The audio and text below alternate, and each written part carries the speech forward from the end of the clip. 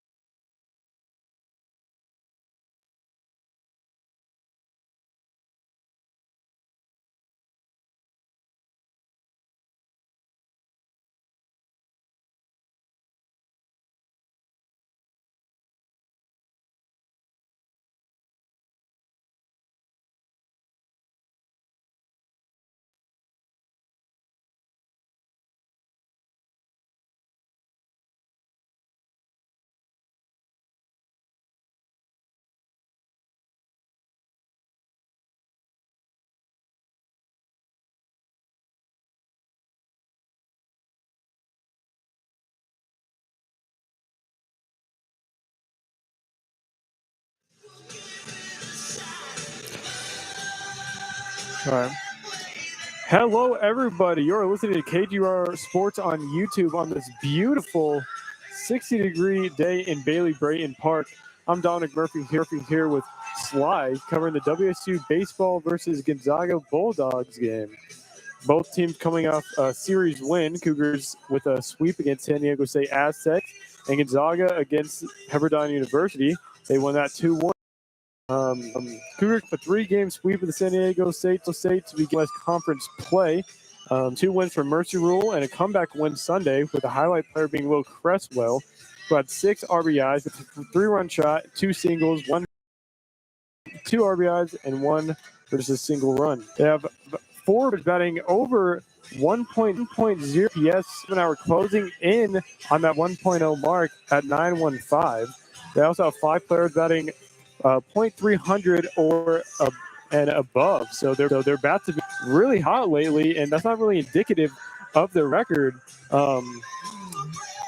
They've been hitting the ball really hard, but their main struggle has really been with the bullpen.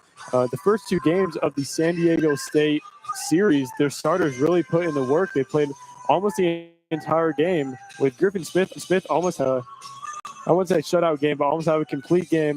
He did get pulled in the 8th inning, I believe. But yeah, their starters doing really good. Had to reach into the bullpen a little bit on Sunday's game. They struggled a little bit there. They're able to just kind of doing their thing, but what's some of these things coming into this game? I mean, obviously, it was super great series for the Cougs against SDSU. You sweep a conference opponent like that, that's huge, especially after you dropped 2 games to Air Force down Colorado before that, so you fell behind in conference play 1-2. Come back, pick those really crucial 3 wins, you move your record up to 4-2. And so because of that, the Cougs are essentially tied for first place in the Mountain West. They're tied with New Mexico and then tied with San Jose State. All 3 of them have a record of 4-2 in conference play. And like you touched on it, the fact that the bats for the Cougs were really hot in that SDSU series. Will Cresswell had a home run in that third. Max Hartman extended his hitting streak to 17 games. He's batting an even 400 on the year. So that's just a guy who's just been very, very consistent at the plate.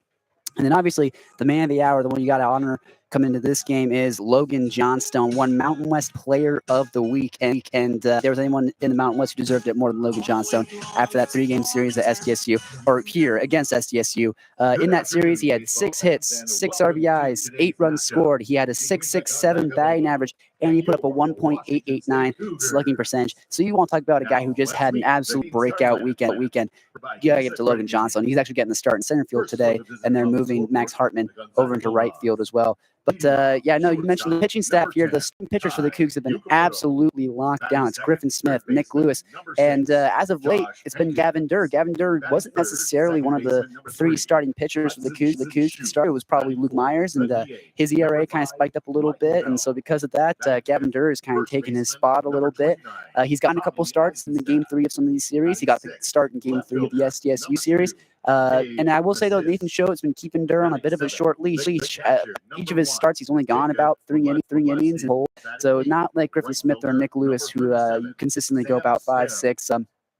Maybe 7 innings. Griffin Smith went 7 innings in Game 1 of that SDSU series. He closed out the whole game, had a complete game, 7 innings. They got the mercy rule in the 7th to be able to end it, which is, the bullpen for the Cougs has been a bit of, the word used is atrocious. The team ERA is about 7.67, so not exactly what you'd hope from that bullpen. Granted, though, you look over at the Gonzaga Bulldogs, their team ERA is 6.27, so a little bit better, but in a similar situation, their bullpen kind of really struggles to back a little bit. They give up a lot of runs. These are 2 teams, both the Cougars and the Bulldogs, who give up a lot of runs, but the main difference being that the team batting average for the Gonzaga Bulldogs is .230, whereas for the WSU Cougars, it is .300 on the dot. So both not the strongest pitching team, especially their bullpens, right, going past their starters. But in terms of hitting, the Cougars have the Bulldogs beat just a little bit. A lot of the guys on the Bulldogs squad, while their starters have batting averages sub 200. So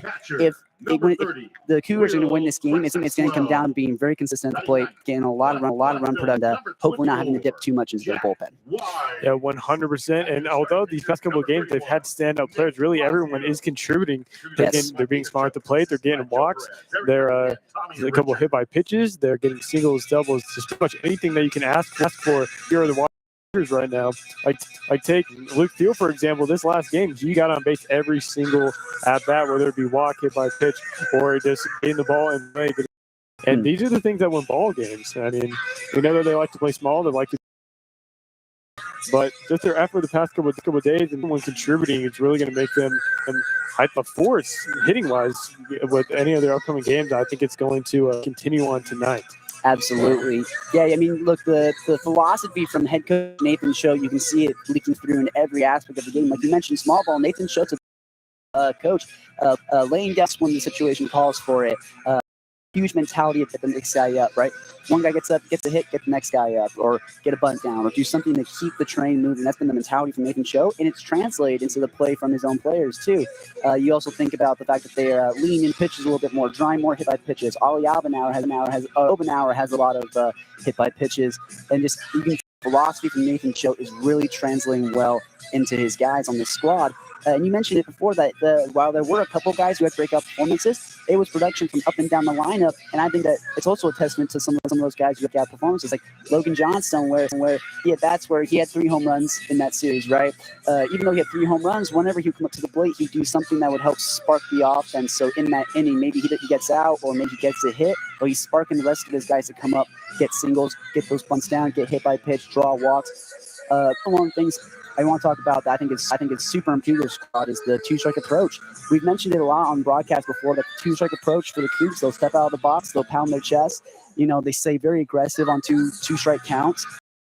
Hitting for the Cougars because of that mentality in them has been absolutely electric.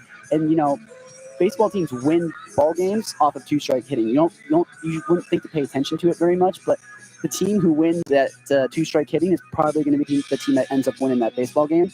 And for the past couple of games, the Cougars have been winning that 2-strike hitting hits, maybe working good counts to be able to draw walks, getting the job done at the plate with 2 strikes. And it's part of the reason why they've been able to win the past couple of games. 100%. They also seem to be a very momentum-based team, and they get a couple of runs on the board. Like you said, they're pounding their chest. They're getting hyped for each other. They're looking back. They're hyping each other up, giving each other the confidence that they need at the plate. And we saw past couple of games, and really throughout the season, they'll have these innings where they score 4 or 5 runs. They continue to get hits. They continue to get on base. Absolutely. And, I mean, that's all you could really ask for if you're a coach and if you're for these players. Just keep giving each other that confidence. I mean, they were down at one point in Sunday's game. Things were looking a little wrong. They got out of them. It didn't seem to phase them at all. They got right back up the bat, and they turned a 5-run inning. Next runs, couple home runs, couple. Once they get the momentum going there, I think they're very hard to stop. Oh, absolutely, yeah. I mean, we look at the fact that, and we mentioned a lot of times the fact that this team is built up of a lot of transfers from different colleges, right? Well, you talk to the recruitment team for the Washington State baseball team, a lot of things they were looking for in these guys they were bringing on was people whose loyalties kind of aligned with the program for the Cougars, so they could get guys on the team who want to play together, who gel well together, and are able to play really well together. And like you said, it's been showing through with them being very clutch. And we're going to take a little bit of break for this national anthem. We'll be right back with starting lineups.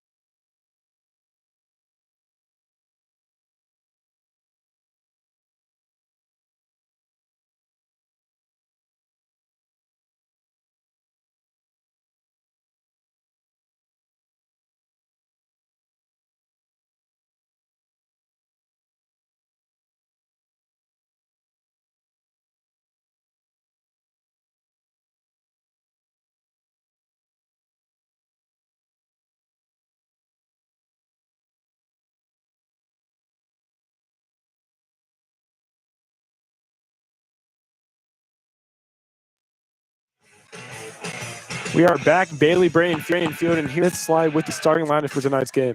Yeah, let's jump into it. Let's get the starting lineup for the Gonzaga Bulldogs. So leading off for them is the starting shortstop, Tai Yukamoto. Then batting second, you got third baseman Josh Hankins. And then three-hole, the second baseman Hudson Eisenstadt to the first baseman. Batting sixth,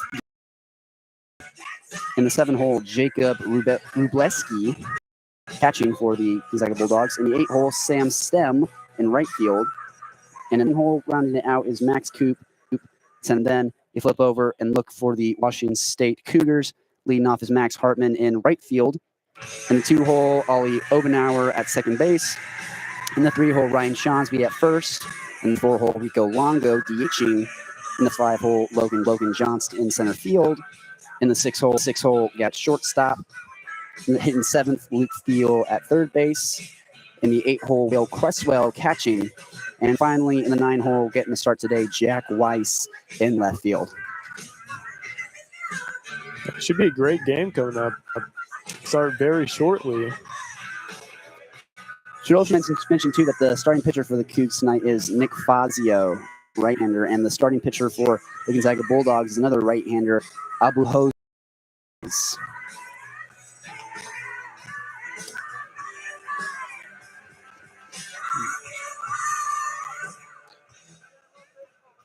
Really good crowd on hand too, considering it's Greek night at the ballpark. Oh yeah, well, it's one of the first sunny days we've had in Pullman in quite some time. A few months to this level. I mean, sun's out. It's pretty getting pretty outside. So, not overly shocked. Many people are showing us this game as opposed to games past where it's raining the whole time or it's really cold, a little bit miserable weather conditions. Which weather conditions, interestingly, were at least in the first couple of games of the San Diego State series seemed to play into, I want to say the downfall today, but really balls are getting away from their wild pitches, overthrowing first, stuff like that, and the Cougars are a little used to playing in that, which might give them an advantage. But now we're back to which is ideal weather conditions as you can have, and let's see if that plays any effect on this game. Oh, absolutely. Interesting. The fact that you go back to the SDS, there were 2-3 plays or so where the catcher or the infielders went to go make a throw to first or a throw down the second or something, and the ball just or anything like that. Those other two was raining. I think at the first game there was a bit of snow halfway through some of the games. But you mentioned the fact that the Cougs play in that kind of weather all the time. And another team that also plays in that kind of weather all the time is the Gonzaga Bulldogs up in Spokane. They're only about an hour and a half away from Pullman, even from Washington. They also play in the Pacific Northwest. So I bet you if we had played a 3-game series against Gonzaga for that, it definitely wouldn't have probably would have been closer games, I'd say, than SDSU was able to give the Cougars, considering SDSU plays in San Diego where it's about 95 degrees sunny all year round. So they joke that some of the best baseball programs are all in California, Florida, Texas, all those kinds of places. I disagree. I think some of the best baseball programs are here in the Pacific Northwest because it teaches you to deal with adversity and deal with rainy days. 100%. Yeah, those Cali boys, a lot of those teams are the players from Cali. They grow up playing Cali, but there's a lot of players, especially for WSU, that are from Washington. They get the gist of everything. They've grown up playing probably their whole lives, whether like this. Same thing with Gonzaga. So it'll be interesting how that plays out. You can also note, too, that the leadoff man for Gonzaga, Tai Yukamoto, he'll be coming up to the plate here shortly. He's only coming to this game, he's batting 197. So, I mean, going back to the fact that the Gonzaga Bulldogs aren't the strongest hitting team, percentage hit a good base, and then have your best guys try and drive them in. That's why they have their best hitter, Hudson Shoup, the starting second baseman. He's batting the 3-hole. So, I mean, the hope for the Bulldogs just get Yukamoto on base, have Zio as quickly as they possibly can. And if they can do that, then they will probably win this game. Yeah, 100%. And Yukamoto, that is ideally what Gonzaga wants to do, as you said. And yeah, I think Gonzaga's got to catch a rhythm.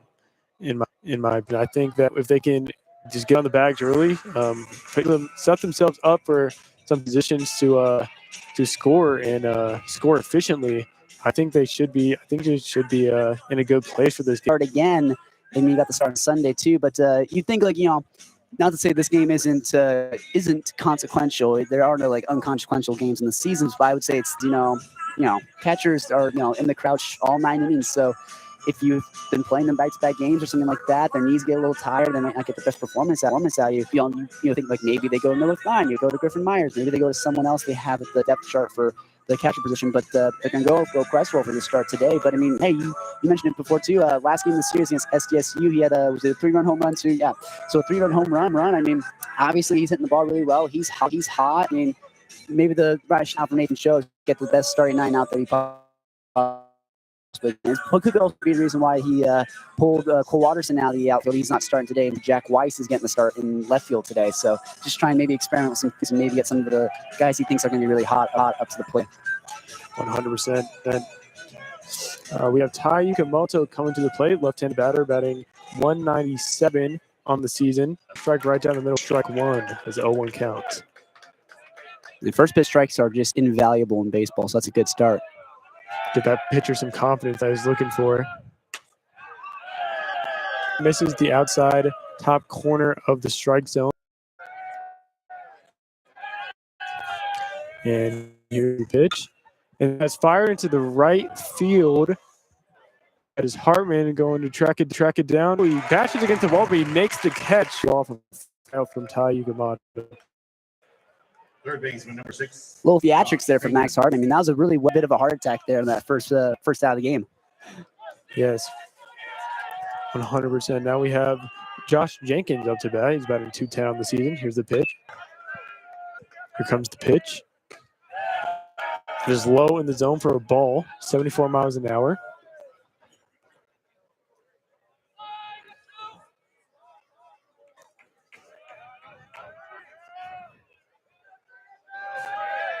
Fazio lined up the pitch. Has low in the dirt again. Has 88 mile an hour. 2-0 count. 2 balls, 0 strikes. 1 out in the inning with a runner on first base.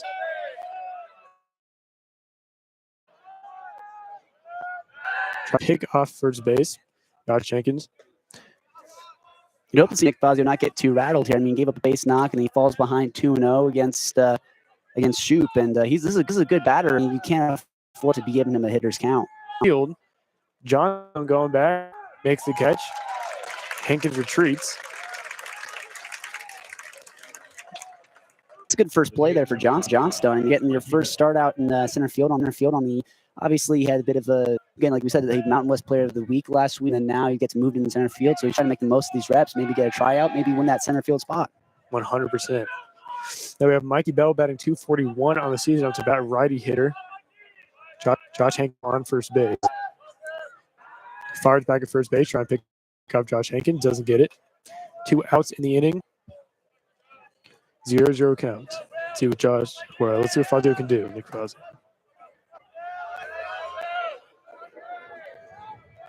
Here's the pitch. Has fired ground ball into a shortstop. He just had second for that one, Josh Jenkins. And that is 3 outs on the inning. You get the fly out from Fazio in a couple of pitches, and then immediately into a base knock, but he stays calm, composed, and just fires in some pitches that works well for his team. I mean, they get 2 outs very soon after, no runners in scoring position. So we'll be back in a second with the Cougs up to bat in a second. You're listening to Cougar Baseball on KUGR.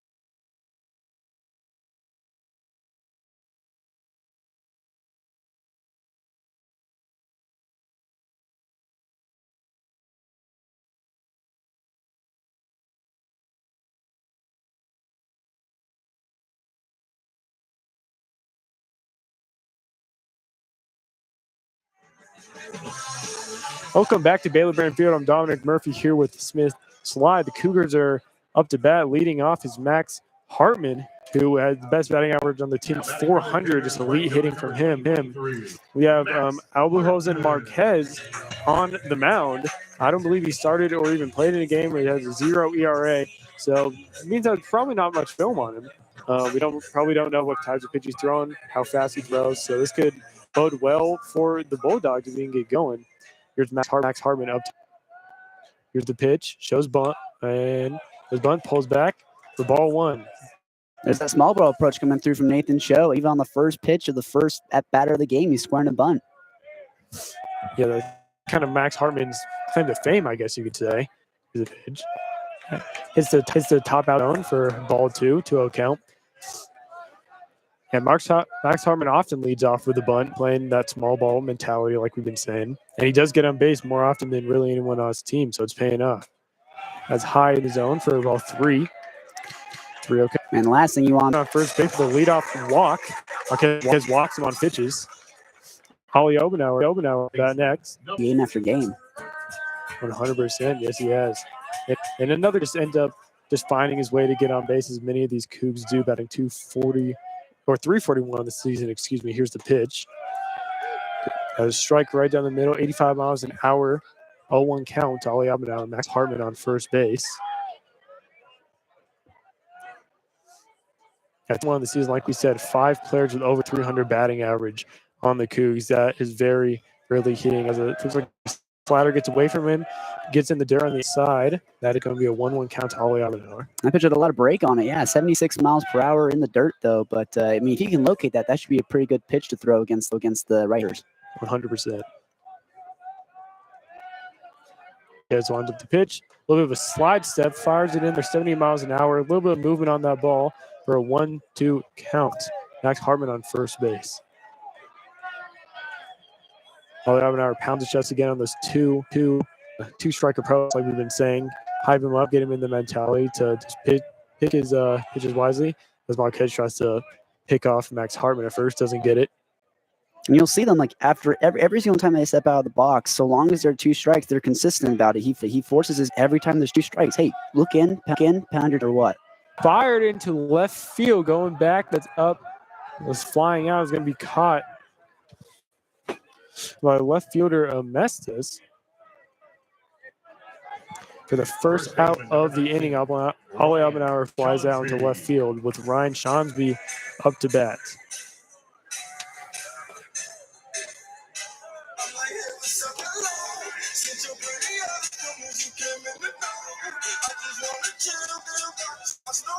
Wouldn't be surprised to see Max Hartman maybe take off here. He's 6 for 6 on stolen base attempts, so maybe snag a couple 90 feet. Here's the pitch. It's fired for, it's like a base knock into center field. Max Hartman's going to round third. Shonsby is going to stay at first base. Wonderful first to Ryan Shonsby. Fires that into center field for a base knock with runners on the corners. Max Hartman in scoring position, 1 out. That's just some good gap-to-gap hitting right there. I mean, gets a good pitch and just hit it into the gap. I mean, most of the balls that leave the yard are usually pitches that they're trying to hit that same spot, like into the gap, and then they just kind of get a little early on it and they end up pulling it. But that's just a really good piece of fundamental hitting from Ryan Shonsby. So Ryan Shonsby come off a game where he didn't get a hit, so for him to start off this game with a hit, it's definitely a boost to his confidence. Here's the pitch. Wonder maybe they do a delayed steal here. Calls time.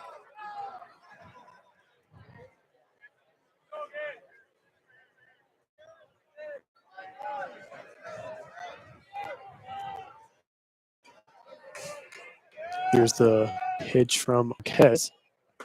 As out and away for ball 1. A 1-1 count to Rico Longo. Number 7 batting DH tonight, hitting .274 in the season.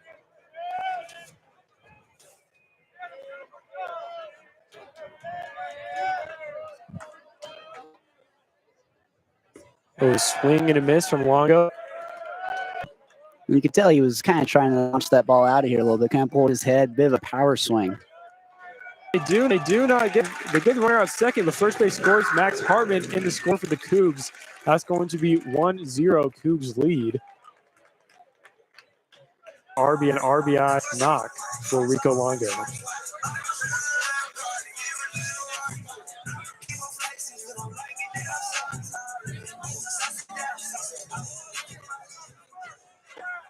Next up is Logan Johnstone, one of the premier hitters on this team, up to bat, batting .307 on the season. Here's the pitch. Down the zone, 86 miles an hour. That's ball one. I want to say that most of the home runs, of the 3 home runs that Johnson had in the SDSU series, were off righty pitchers. He's a lefty batter, so I mean, obviously he really excels at being able to hit it from the right side. Yes, he does. Which is incoming right now. In for a strike, 77 miles an hour. Looks like a curveball on that one for a 1 count. Yeah, as we know, lefty batter against righty pitcher is usually the advantage for the batter. I mean, pitcher ultimately always really has the advantage. But Luke Johnson with the bat, he's had the past couple of games. Let's see if he can do something here. As in, right down the middle for a strike, 85 miles an hour. That is a 1-2 count with 2 outs in the inning. Cougs lead 1-0. Rico Longo on first base.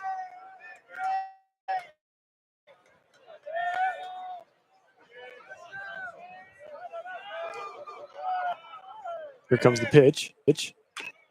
Has fouled right into his foot and bounces up right back to the catcher. 1-2 count to Logan Johnson. But he's glad he's got the Evo shield down there on his toes. I mean, these guys got the elbow Evo shield. They got the one on their shin, and then they got the one of the top of their. You wouldn't think it would save you that much pain, but you're fouling it off. Pitchers moving this fast. If you don't have that little extra padding on there, it really hurts. So, 100%, especially when he's throwing a variety of pitches in there. They don't always know what's coming. So swinging and miss, ground rule strikeout for Logan Johnson. All right, we'll be right back in a couple minutes with the Bulldogs back up to bat. You're listening to Cougar Baseball on KUGR.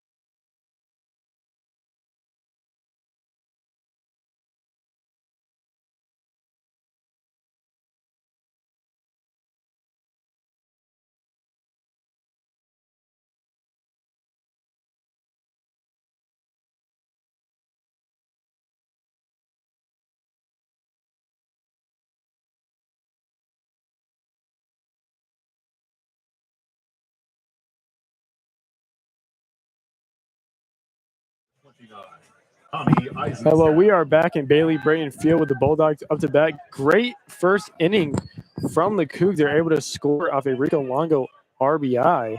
Max Hartman in for the score. As good of a first inning as you could really ask for the Cougs. And here is Fazio with the first pitch. That's fired right down the center of the plate for strike one, 88 miles an hour. It's just another first pitch strike. I imagine Hartman would be able to take a couple steps in, maybe make that catch and out. But it is kind of, if you're the right guy, make a judgment call, read the ball, and you don't know if I make that catch, it gets past you, and then it turns into a double and triple. So I mean, smart play by Hartman, but you'd like to see him dive and make a catch there. Yes, for sure. Do not want to put the runners in a scoring position. You don't want them in. They're going to be fired into the shortstop. Oh, second baseman drops it, and that's going to be an error for Ali Abenauer as Gage Mastis gets on base. Runners on first and second for the Bulldogs. Man, I don't think you could have been given a more tailor-made double play over to Gavin Roy. Honestly, that wasn't Gavin. He fielded it, gave almost a perfect feed to Obenauer, and then should have been 2 outs there, but just Obenauer couldn't get done. For sure, Fazio. That is fired to second base. Oh, over the head of Johnsby. Runner coming in to score, and he's safe at the plate. That's going to be a score for the Bulldogs. as Tommy Eisenstadt gets in Right to fielder, home number 37. plate for the score. Nice air mails to Deshansby, just poor execution. For sure, there's one out in the inning, 0-0. A runner on first. Yeah, just again, like you said, poor execution from the Cougs. 2 errors back-to-back that ties the game in very short amount of time. As the pitch from Fazio. He goes to go pick out first base, doesn't get it. That's one of those things where if you're Nick Fazio too, I mean, you just gave him 2 tailor-made double plays, and your infield couldn't back you up. So I mean, yeah, stake, but you're definitely a little angry about that. Yes, Sam Stem up to bat, batting 160 on the season. A swing and a miss for strike 1, 87 miles an hour.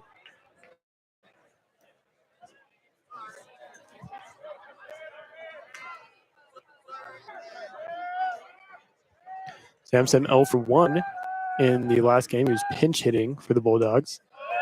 That ball is off the plate for ball 1. It's a 1-1 count, 1 out in the inning, score 1-1.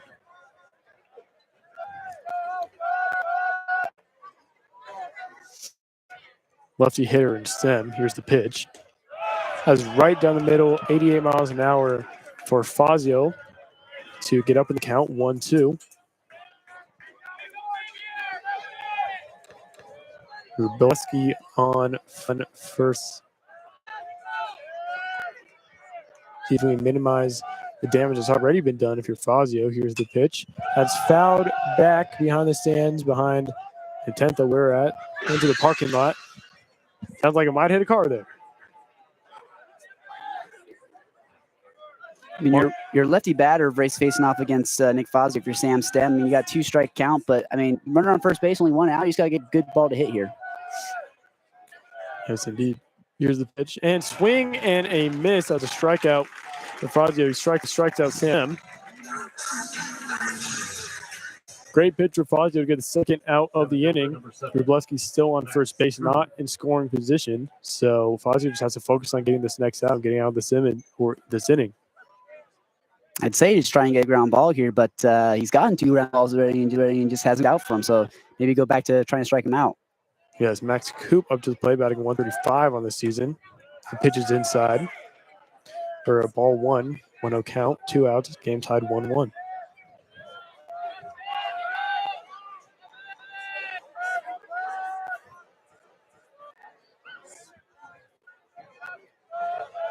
Here's the pitch. Ball fouled back into the netting for strike 1 is 1-1 count to Max Coop.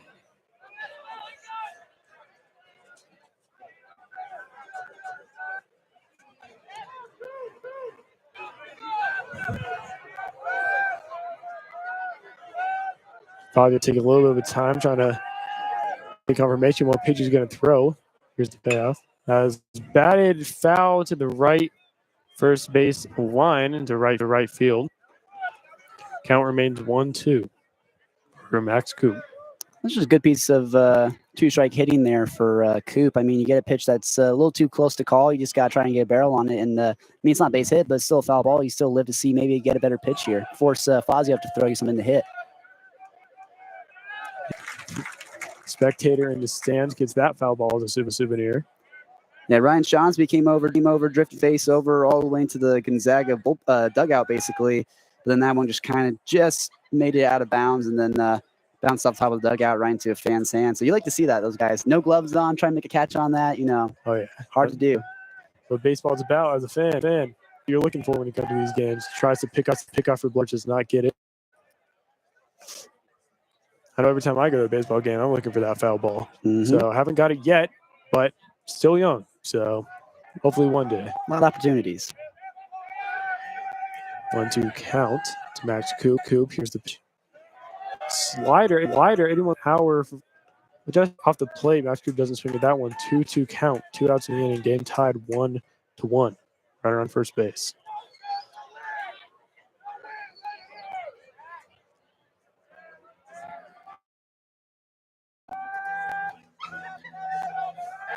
Tries to pick off Rubleski, does not get it.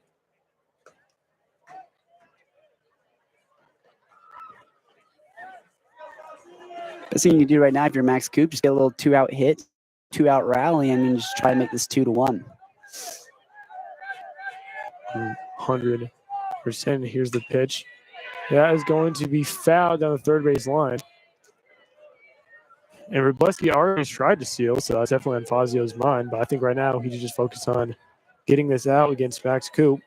But he is making a lot of contact. He's keeping the ball in play. Good two striker. He's picking his hits or a ball very, very well. So absolutely, yeah. But you mentioned it too, like Nick Fazio. I mean, I pay a little less attention to the runner on first base right now. You got 2 outs. If you focus too much on the runner on first base, you lose the guy right in front of you. And if you got 2 outs, you just gotta get this guy right now. Yes. Pitch.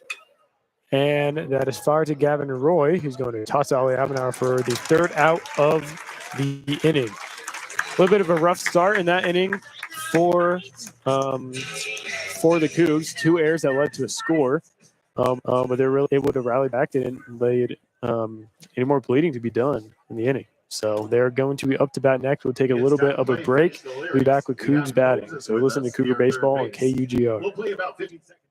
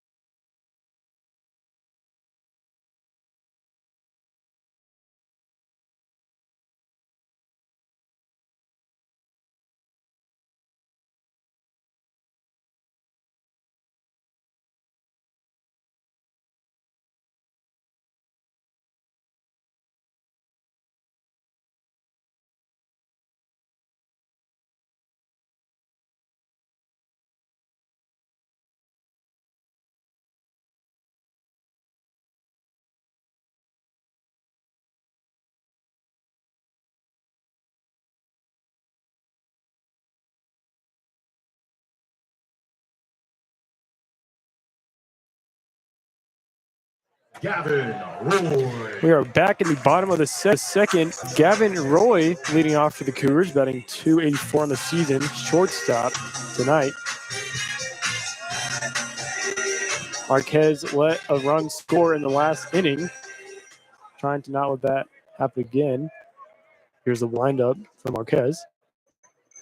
It has hit fouled on the first baseline.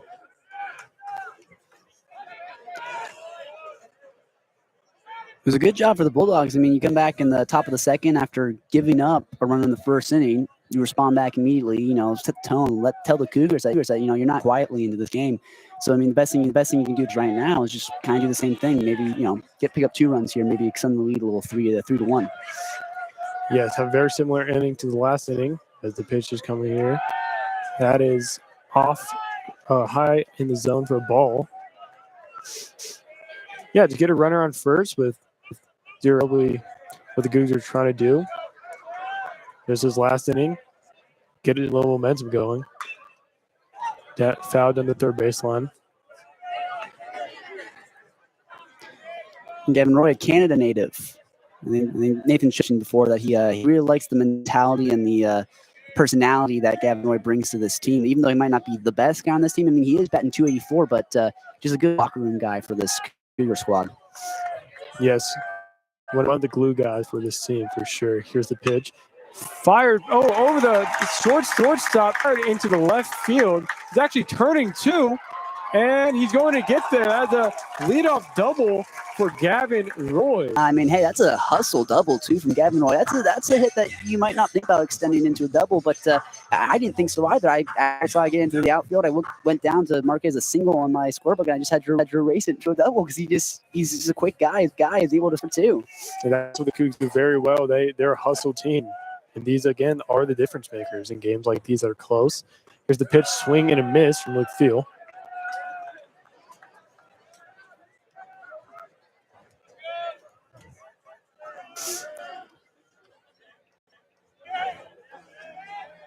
Luke Thiel batting over. Shows bunt. Doesn't get it. 0-2 count for Luke Thiel. Luke Thiel with the over 1.0 OPS, so he is another guy that just always manages to get on base, no matter how it happens. Second best hitter behind Matt Hartman. Here's the pitch. Foul back into the Cougar dugout. 0-2 count, 0 outs in the inning. Gavin Roy at second base, scoring position. That was another good example of two strike hitting right there. I mean, it's a breaking ball close to the zone. Could have been a see you later type pitch, but he's able to just get a bat on it. Don't hit it fair, but just fouled off. See another pitch. Indeed. Pitches there. Has off 75-mile-an-hour slider. You're going to see, because the weather conditions are nice, they're going to be throwing those off-speed pitches, sliders, curveballs, breaking balls. They're going to be throwing it more. They were not thrown in the San Diego State series because the rain conditions were so bad. It was really just a lot of fastballs and changeups. So you're going to see more of that in these both teams. Wild pitch gets away from the catcher, and Gavin Roy is going to get to third base. Now looking at just a potential sac fly to score Gavin Roy. See what Luke Thiel can do. And he gets away from Wrubleski there. I mean, that hustle double for Gavin Roy comes in clutch. I mean, if he only settled for a single, now he would maybe only be able to get to second base. But now it's almost a guaranteed run if he hits a fly ball in the outfield. Yes, with 0 runners on. And that's fired to the third baseman. He throws it back home to the catcher. Wrubleski gets him out. But Thiel will get to first base. Fielder's choice. That's just a smart play from the third baseman, Hankins. I mean, there's a ground ball hit straight to you. I mean, that's just one where if you're Gavin Roy, you got no choice except to go home and go back to third and get tagged out by the third baseman, or you can run home and get tagged out by the catcher. I mean, maybe you think about getting into a pickle, but there's not a lot of options you got there. I mean, just kind of a poor situation Luke Thiel put him into, which kind of sucks for Gavin Roy, but it does suck. Now just a runner on first base, not a scoring position. Yeah, definitely a tough break for the Cougs. Here's the pitch. A slider off the plate for ball 1. 1-0 count for Marquez. 1 out in the inning. Runner on first base. Game tied 1-1 at the bottom of the second.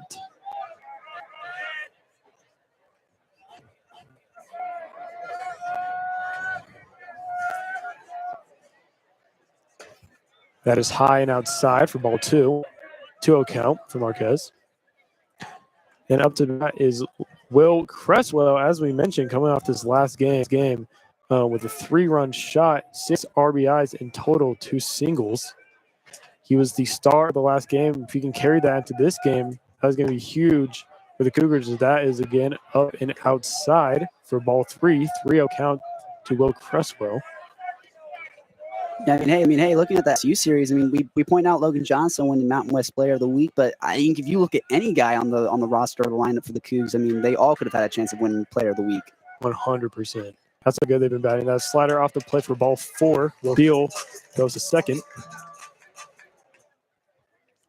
Now runner in scoring position with just 1 out. Fielder number 24, Jack Wise. Jack Wise is batting .267 on the plate, playing left field tonight.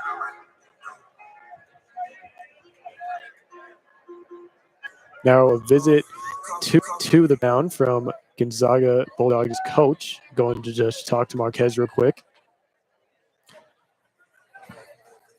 See potential pitchers warming up in the Gonzaga bullpen. So we'll see what Coach has to say for Marquez forward. Probably just getting a little bit of confidence back into him. They are in a position where runners are in a position to score. There's only 1 out. You have some of Cougars' best hitters coming up. Absolutely, yeah. I mean, after Jack Weiss, it flips over to Max Hartman, and he's batting 400 so far this year. And I mean, Marquez, I mean, not the strongest for Gavin Roy. And then you just walk Will Cresswell.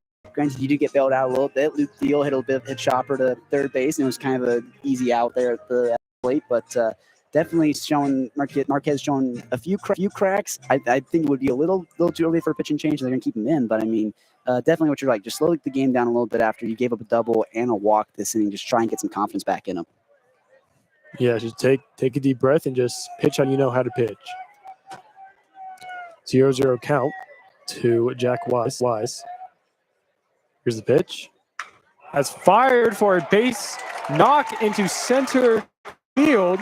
That's going to hold up Luke Thiel at first. Bases loaded with 1 out.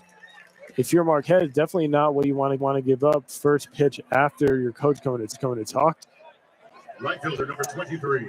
Definitely a good piece of hitting, too. I mean, kind of jammed him up a little bit, almost the inside of his hand. Still just drops it into center field. And good base running, too, from Luke Thiel. I mean, he's at second base. He sees that ball. He was shuffling out a little, making sure it got down before he finally took off the third. Part of the reason why they gave him a stop sign at third, not trying to send him there. But bases low for Max Hartman. No better guy to be at the plate right now. 100% their best hitter at the plate in Max Hartman. Here's the pitch.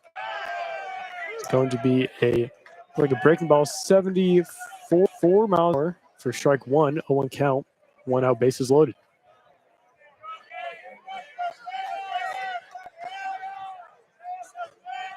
Here's the pitch. Swing and a miss from Max Hartman. Not the best start for Hartman. He calls my own, too. I mean, two strike approach works out for him, but not a good situation. Bases loaded, 2 strikes on you, so. Yes, definitely has to be selective in what he chooses to swing at.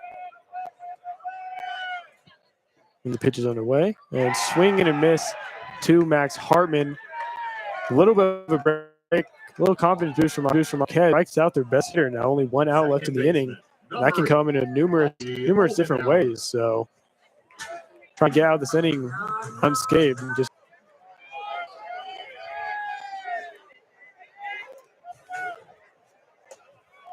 pitch a little bit inside for ball 1. Yeah, at home, so Obenar will be able to play some of his hometown guys. Yes, a little bit of alma mater play for Obenar. That's a 79 mile an hour ball. A little bit movement on that for strike 1. 1-1 count, 2 outs, bases loaded. Game tied 1-1 at the bottom of the second.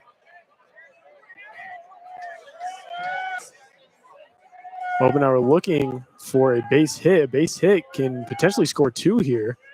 So let's see if he can get something going. That is a little high and outside for ball 2.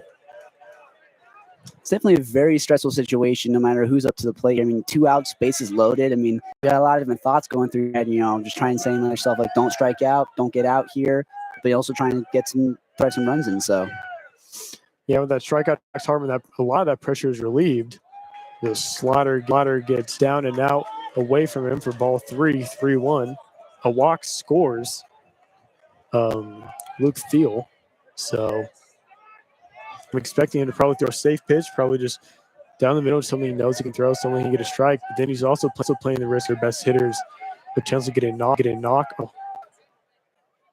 And that's fired right back to Marquez. He's going to throw it to first base and Eisenstadt, and that will be the inning for the Bulldogs. A little bit of a precarious situation there, but they do get out without letting any of them score, even with bases low. So a big break for the Gonzaga. So we'll be right back in a few minutes. Top 3rd inning, Gonzaga back up to bat. You're listening to Cougar Baseball on KUGR.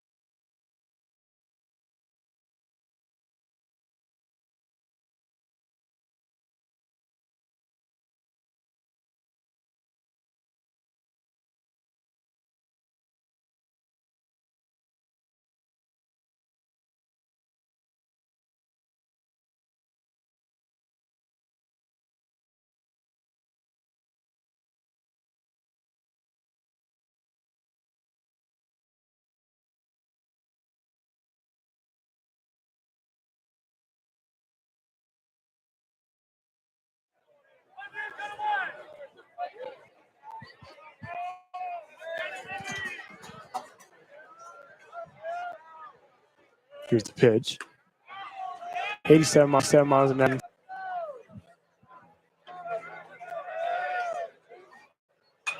Fired down the third line for a foul. It's 1-2. Gonzaga getting out of a very sticky situation this last inning. Bases loaded, but they managed to get very, very clutch strikeout to Max Hartman, and then just routine little ground ball right back to Marquez into Eisenhower. Has up, and out for ball 2, 2-2 count. See if Yukimoto can get anything going here. 2-2 count. I mean, still got to have that two-strike approach, but get a good pitch to hit here. That ball is out and away again for 3-2 count. Full count. Tai Yukimoto batting 197 coming into this game. See if he can draw a walk and get on base. Here's the payout. And that is fired over to Thiel. He's going to get the out back over to Schansby as Tai Yukimoto will be thrown out from Luke Thiel over to Schansby. And Luke Thiel has just been playing absolutely lockdown defense all year so far. And any ball that's hit over there into the hot corner, third base, I mean, he just gets it, fires it across. It's a long throw, longest in the infield. So he's able to make it pretty consistently, just throw almost a dart right into the chest of Schansby. So just game after game after game, just fun to watch. Yeah, didn't rush it, took his time. Here's the pitch again over to Thiel. Back-to-back pitches over to Thiel. Fires it right back to Schansby again for another out. That was out 2-2 in the top of the third. Thiel getting some action over in the hot corner right now at third base. Yeah, back-to-back outs there. I mean, we'll see if Shoop can't just keep it going, get another 5-3 putout. It'll be a very, very strong inning for the Cougs. Get right back after they had a pretty good batting outing their last inning. Maybe they continue that with this quick turnaround here. Here's the pitch. Has outside for ball 1, 78 miles an hour.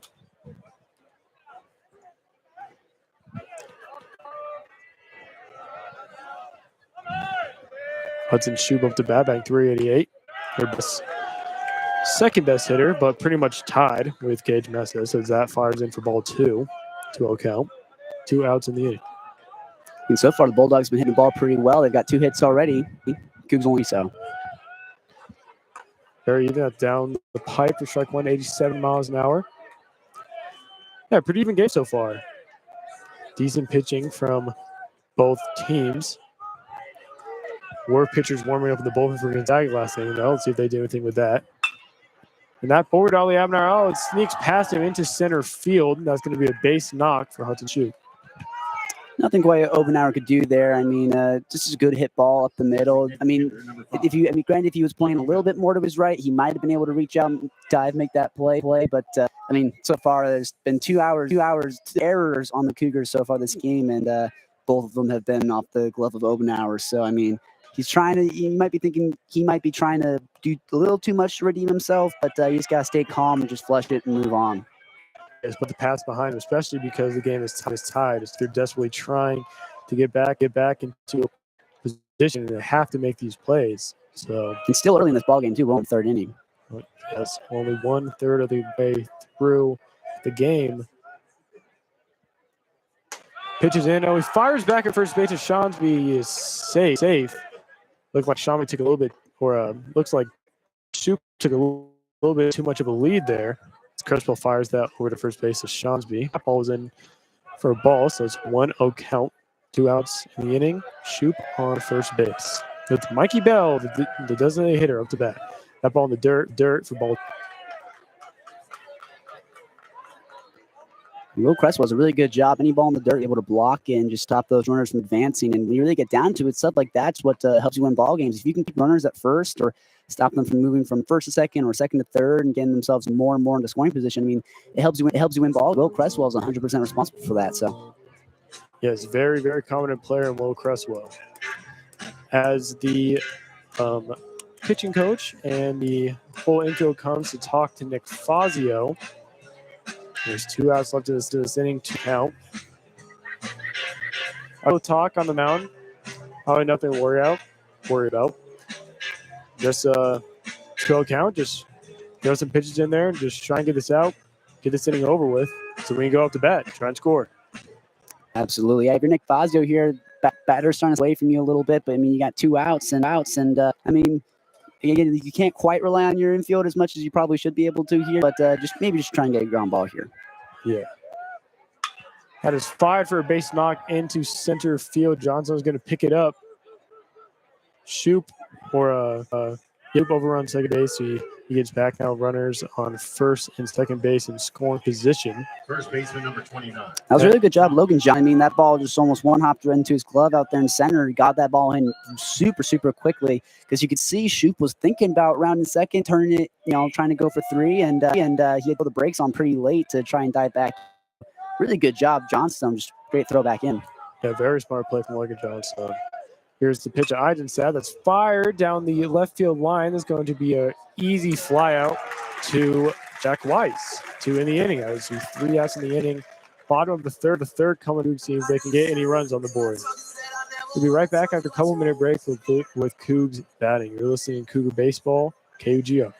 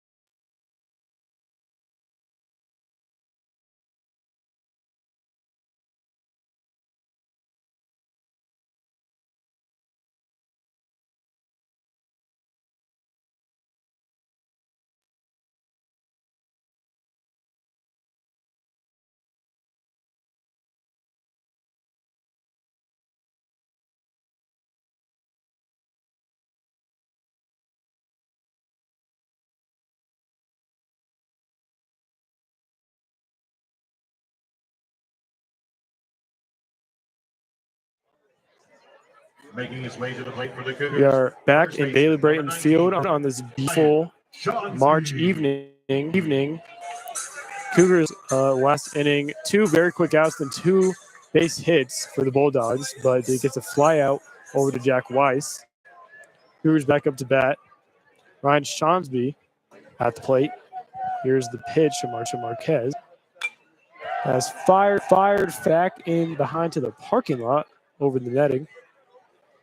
Very aggressive. Ryan Shonsby, first pitch coming out swinging. I mean, not necessarily a first pitch base knock, but way you show you're aggressive up there.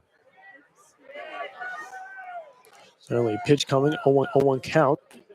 As off the plate outside for ball 1. 0-1 count at 84 miles an hour. 3 hits for the Cougars, 4 hits for Gonzaga. It's a pretty tight game hitting-wise. Here's the pitch from Marquez.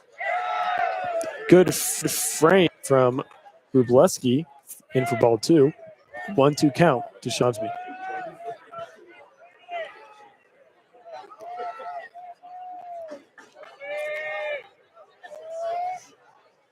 Two count pitch here. That's over to second base. Hudson Eisenstadt couldn't beat that one out. It'll be out 1. That'll be a ground out for Ryan Shonsby. Rico Longo, the DH, up to hit next. And you can see Ryan Shonsby there. I mean, just got pitched a little bit of a breaking ball moving away from him, and he just tried to reach out a little too much. He kind of flared his hand, try and hit it. And a bit of a weak shot to the second baseman. I mean, just not the best hitting performance. Yes, who did have a single in the first, but couldn't quite get it done there. Here's a pitch from Marquez. Ooh, that is fired to the knees pretty much of Eisenstadt, who makes the catch off the first pitch from Marquez to Rico Longo. So quick 2 outs for Marquez in this inning. And first basemen are not always the most athletic or the most coordinated. So I played first base. So, you know, those line drives are here right back at you. I mean, first base is just as much as a hot corner as third base is. So it's on you like that. And then you got to try to catch on it, get your heart going a little bit. But quick 2 outs here for the Cougs. Yes, can ask for a better start to the inning from Marquez. That ball is in the dirt 70 on an hour for ball 1. 1-0 count with 2 outs left the bottom of the third. With Logan Johnstone, man of the hour, up to bat. Pitches in. That barely clips the outside corner for strike 1. 1-1 count. Be pretty excited here to see if Johnstone works himself a good count, gets a good pitch to hit off the righty, and maybe goes to the right field for another home run.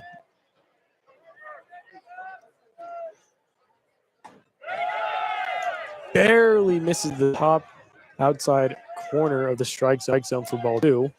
Looks like a strike from my angle. Obviously did not think so. 2-1 count to Logan Johnson. As Rubleski tries to frame that. 70 miles an hour ball in the dirt, trying to catch him swinging. 3-1 for Logan Johnson. Hey, hitters count. Good count here. You always might get a fastball to hit and just be ready for it. Maybe just take off the right field. Yes. Here's a 3-1 pitch to Johnstone, and he is walked. 85 miles an hour. That was going to be a ball as Logan Johnstone gets on base for the first time they're striking out in the first inning. Shortstop, number 6, Gavin Roy up to bat, hit a double in the second inning. Good little 2-out walk there from Logan Johnstone. So, I mean, hey, 2 outs, get a man on base now, and then you're going to bring up Gavin Roy, he's hot. He had a double this game. So, I mean, maybe just follows suit there, gets another double, moves him around. Let's see what we can do. Shows bunt, but pulls back for Gavin Roy for ball 1. Just more small ball. Small ball. That is the philosophy that the Cougs have been living by and by recent. See if he shows bunt again. 1-0 count to Gavin Roy. Here's the pitch. Swing and a miss. He was putting a little bit of power into that one. That was one that was a little up and outside. Bit of a breaking ball, 77 per hour. I mean, just really fooled Gavin Roy. One of those ones where if you're Gavin Roy, it's a bit frustrating because you think you see where it's going, and then swing through it, you just don't connect on it, you don't feel the ball, and then you look back and see it's in the catcher's glove, and it's a bit deceptive, but a bit frustrating. Yeah, maybe get a little overzealous. Here's the 1-1 count with 2 outs in the inning to Gavin Roy run on first base. And he tries to pick off Johnstone. Does not get it.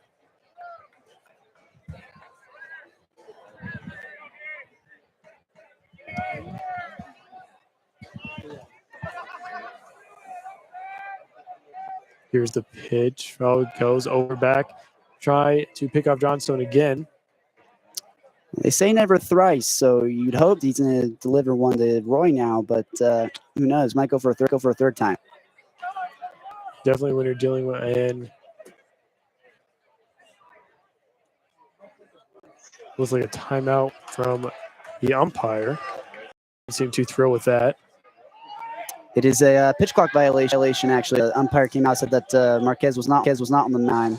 Makes it a 2-1 count, and the Bulldogs dugout really did not like that. No, it did not. You can see the immediate being instantly frustrated. Did not call from the umpire. Here's the count. So Roy fires that back second base. He's just going to fire to Eisenstadt